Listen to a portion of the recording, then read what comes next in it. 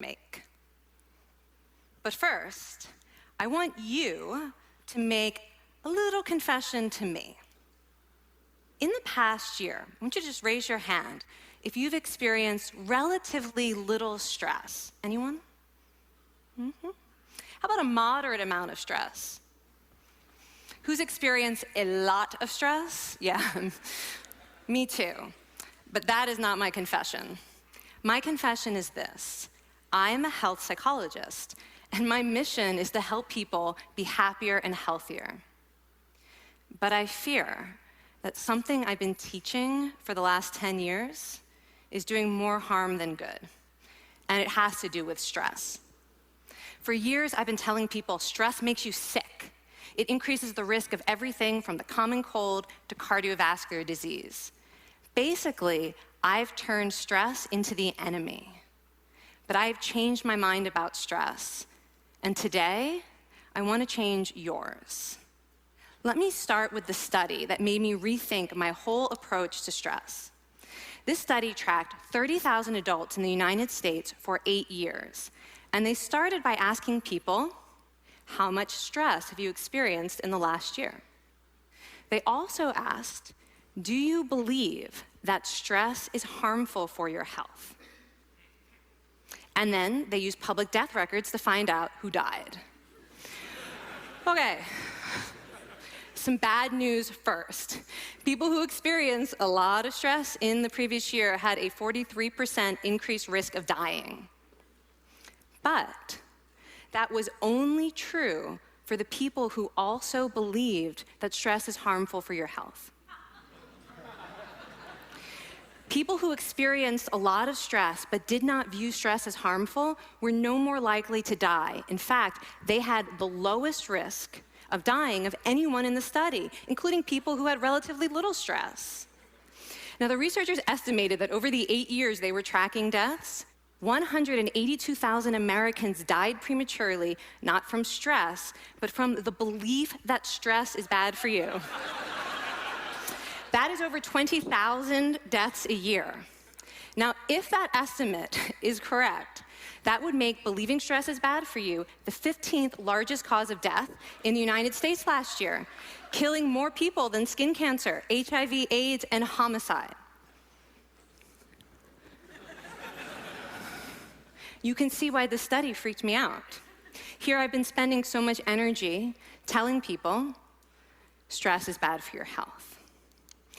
So this study got me wondering, can changing how you think about stress make you healthier? And here the science says yes. When you change your mind about stress, you can change your body's response to stress.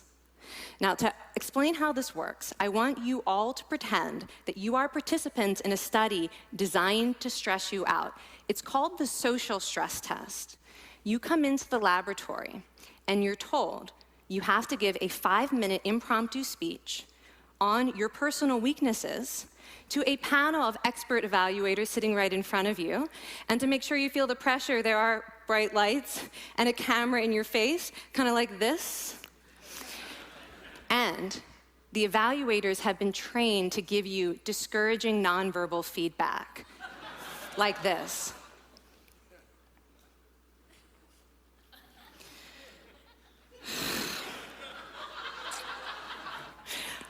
Now that you're sufficiently demoralized, time for part 2, a math test. And unbeknownst to you, the experimenter has been trained to harass you during it. Now, we're gonna all do this together. It's gonna be fun, for me. Okay.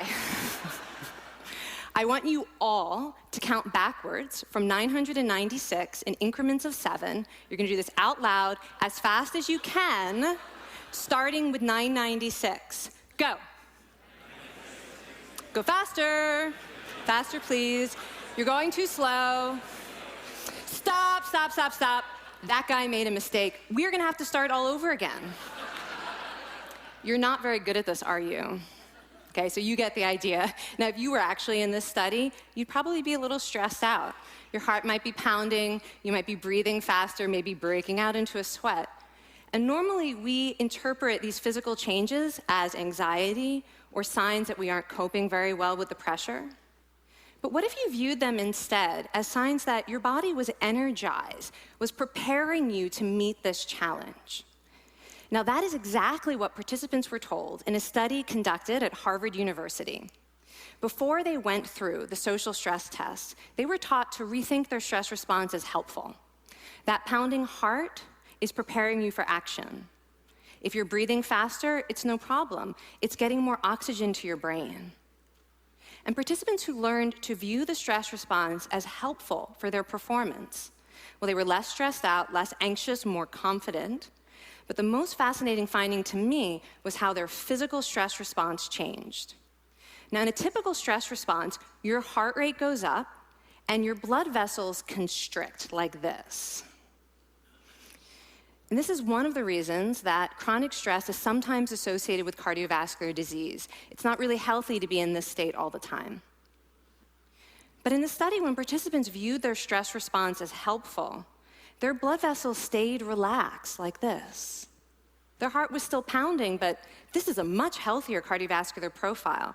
It actually looks a lot like what happens in moments of joy and courage.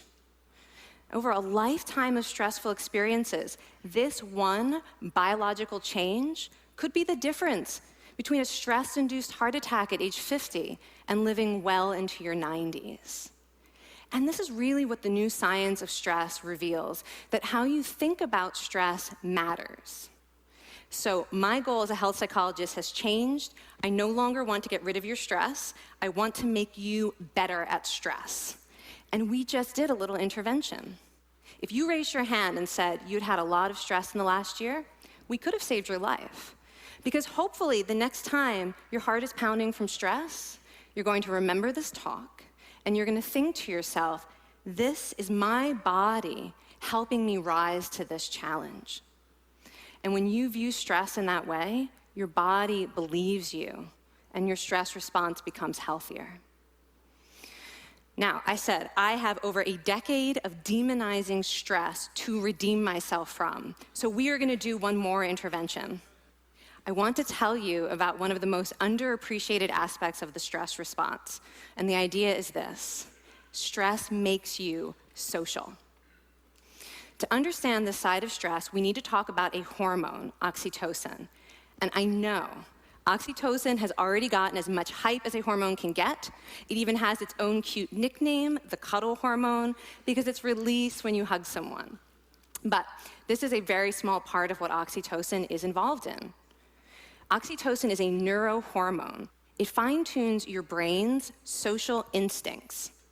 It primes you to do things that strengthen close relationships. Oxytocin makes you crave physical contact with your friends and family. It enhances your empathy. It even makes you more willing to help and support the people you care about. Some people have even suggested we should snort oxytocin to become more compassionate and caring. But here's what most people don't understand about oxytocin. It's a stress hormone. Your pituitary gland pumps this stuff out as part of the stress response. It's as much a part of your stress response as the adrenaline that makes your heart pound. And when oxytocin is released in the stress response, it is motivating you to seek support. Your biological stress response is nudging you to tell someone how you feel instead of bottling it up. Your stress response wants to make sure you notice when someone else in your life is struggling so that you can support each other. When life is difficult, your stress response wants you to be surrounded by people who care about you. Okay, so how is knowing this side of stress going to make you healthier? Well, oxytocin doesn't only act on your brain, it also acts on your body. And one of its main roles in your body is to protect your cardiovascular system from the effects of stress. It's a natural anti-inflammatory. It also helps your blood vessels stay relaxed during stress. But my favorite effect on the body is actually on the heart. Your heart has receptors for this hormone. And oxytocin helps heart cells regenerate and heal from any stress-induced damage. This stress hormone strengthens your heart. And the cool thing is that all of these physical benefits of oxytocin are enhanced by social contact and social support. So when you reach out to others under stress, either to seek support or to help someone else, you release more of this hormone, your stress response becomes healthier, and you actually recover faster from stress. I find this amazing that your stress response has a built-in mechanism for stress resilience. And that mechanism is human connection. I want to finish by telling you about one more study. And listen up, because this study could also save a life. This study tracked about 1,000 adults in the United States, and they ranged in age from 34 to 93. And they started the study by asking, how much stress have you experienced in the last year? They also asked, how much time have you spent helping out friends, neighbors, people in your community? And then they used public records for the next 5 years to find out who died. Okay, so the bad news first. For every major stressful life experience, like financial difficulties or family crisis, that increased the risk of dying by 30%. But, and I hope you are expecting a but by now, but that wasn't true for everyone. People who spent time caring for others showed absolutely no stress-related increase in dying, 0. Caring created resilience. And so we see once again that the harmful effects of stress on your health are not inevitable. How you think and how you act can transform your experience of stress. When you choose to view your stress response as helpful, you create the biology of courage. And when you choose to connect with others under stress, you can create resilience. Now, I wouldn't necessarily ask for more stressful experiences in my life, but this science has given me a whole new appreciation for stress. Stress gives us access to our hearts. The compassionate heart that finds joy and meaning in connecting with others. And yes, your pounding physical heart working so hard to give you strength and energy. And when you choose to view stress in this way, you're not just getting better at stress, you're actually making a pretty profound statement. You're saying that you can trust yourself to handle life's challenges.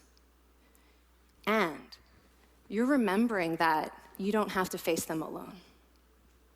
Thank you. Thank you.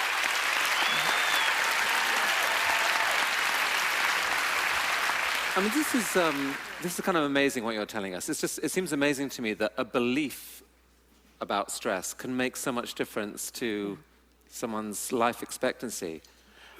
How would that extend to advice? Like if someone's making a lifestyle choice between, say, a stressful job and a non-stressful job, does it matter that which way they go, that it's equally wise to go for the stressful job so long as you believe that you can handle it in some sense? Yeah, and one thing we know for certain is that chasing meaning is better for your health than